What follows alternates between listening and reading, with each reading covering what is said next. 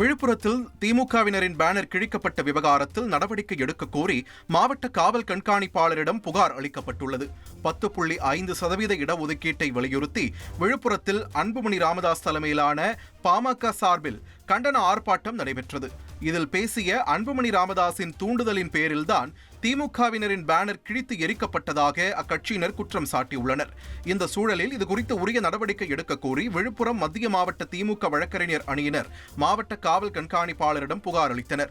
தேனி மாவட்ட ஆட்சியர் அலுவலகம் முன்பு அண்ணா கூட்டுறவு நூற்பாலை CITU தொழிற்சங்கம் சார்பில் கண்டன ஆர்ப்பாட்டம் நடைபெற்றது. இதில் திரளான தொழிலாளர்கள் பங்கேற்று பதாகைகளை ஏந்தி கண்டன கோஷங்களை எழுப்பினர். நீதிமன்ற தீர்ப்பின்படி தொழிலாளர்களை பணி நிரந்தரம் செய்யவும், தீர்ப்பை அமல்படுத்தாமல் தொழிலாளர் நலனுக்கு எதிராக மேல்முறையீடு செய்வதை தமிழக அரசு தடுத்து நிறுத்த கோரியும் ஆர்ப்பாட்டத்தில் ஈடுபட்டனர். தந்தி டிவியின் சப்ஸ்கிரைபர்ஸ் அண்ட் ஃபாலோவர்ஸ் குடும்பத்தில் நீங்களும் இணையுங்க.